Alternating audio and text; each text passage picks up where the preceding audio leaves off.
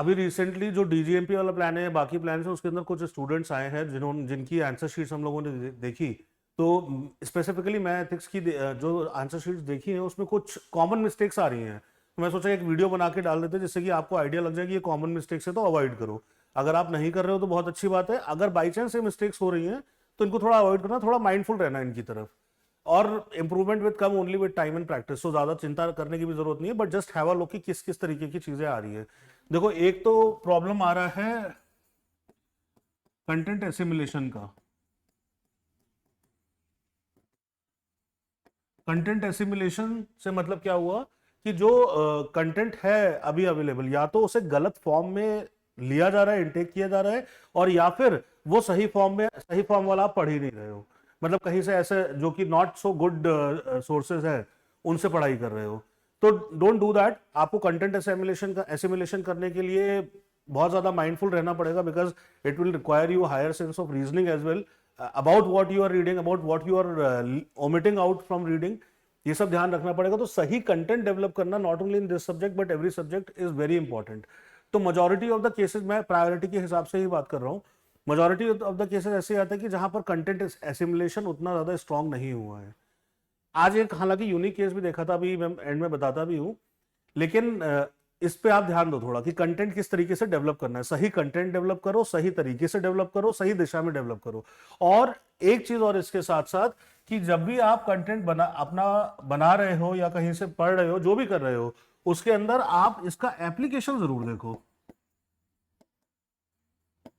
अगर आप एप्लीकेशन नहीं देख रहे हो तो एनीवे एक फाइनमैन टेक्निक होती है, बड़ी सिंपल सी टेक्निक है। अगर आपको कोई कॉन्सेप्ट अच्छे से समझ में आ गया है तो आप किसी और को उसे बहुत अच्छे से आराम से समझा सकते हो, सरल भाषा में समझा सकते हो। If you have understood a topic well, then it would be very easy for you to explain it to anyone in simple words, not in difficult words, right? तो when you strive for application of the core concepts of ethics, then what happens कि आपका automatically दिमाग उस दिशा में चलने लगता है।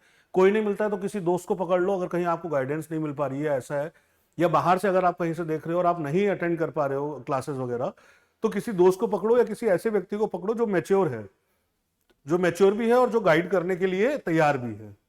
ठीक है? तो that is going to help you in content assimilation as well as application of the core concepts. उसके बाद एक और क्या दिक्कत आती है, एक देखो, एक चीज समझो which is very important.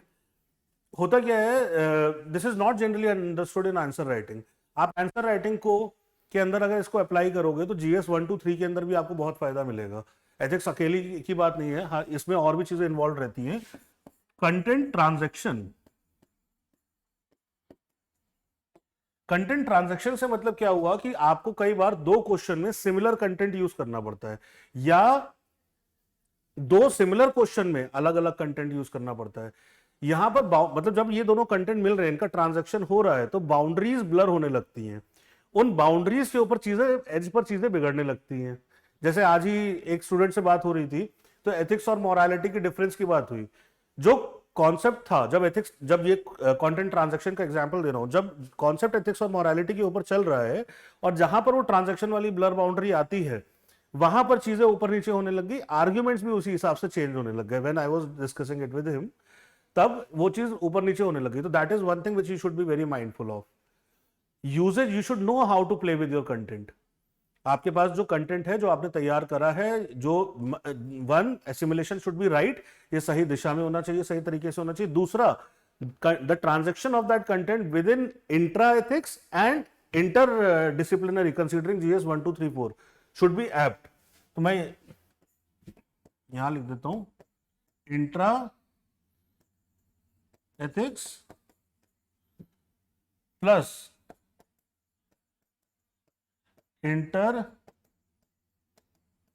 Disciplinary in context of GS 1 2 3 and 4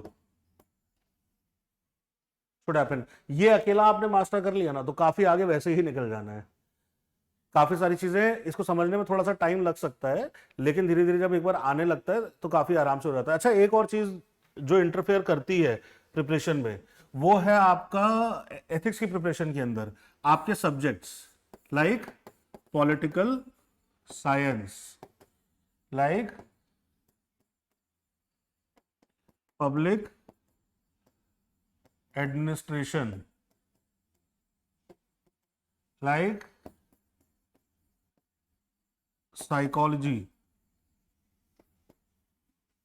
like philosophy.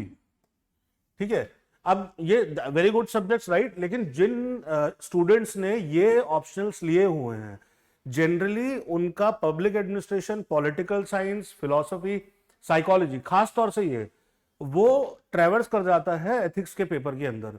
तो जेनरिक सब्जेक्ट ना रहकर क्या बोला गया है, इसको जनरल स्टडीज बोला गया है ना, यहां पर भी जनरल स्टडीज लिखा हुआ है ना। जनरल स्टडीज मतलब उसकी जनरल नॉलेज होनी चाहिए, आपको बहुत स्पेसिफिक नॉलेज नहीं होनी चाहिए। जब ये सीप इन करते हैं तो एग्जामिनर के लिए it is very easy to identify कि that you are writing an answer of either public administration, political science, psychology और philosophy, but it does not reflect good on your papers. जिनके बाकी सब्जेक्ट्स हैं, sociology हो गया, geography हो गया, वो थोड़े कम इंटरफेयरिंग है। ये होता क्यों है, क्योंकि इन सब्जेक्ट्स के अंदर अपने आप में ऐसी कई सारी चीजें हैं जो कि एथिक्स के सिलेबस के साथ ओवरलैप करती हैं। सिंस ये चीजें ओवरलैप करती हैं तो वो फाइन बाउंड्री मेंटेन करना बड़ा मुश्किल हो जाता है। हालांकि अगर आप शॉर्ट में समझना चाहो तो इन सबका फोकस अलग है। पब्लिक एडमिनिस्ट्रेशन एडमिनिस्ट्रेशन की बात करता है, साइकोलॉजी साइकी प्लस लोगोस ये बात करता है आपकी स्टडी ऑफ सोल की, फिलोसफी फिलो प्लस सोफोस मतलब the love of the knowledge, basically जहां पर बात होती है how knowledge of knowledge is gained and all. तो कहने का मतलब यह है कि हर सब्जेक्ट एक स्पेसिफिक जगह पर काम कर रहा है और वो स्पेसिफिक जगह पर ही उनका यूजेज है। आप जनरल स्टडीज एथिक्स के अंदर मिलाओगे उस सब्जेक्ट को अपने आंसर्स के अंदर, तो आपके आंसर क्वालिटी अंडरमाइन हो जाएगी। ये एक ऐसी चीज है जो कि इन सब्जेक्ट्स वालों को थोड़ा ध्यान रखने की जरूरत है। ठीक है,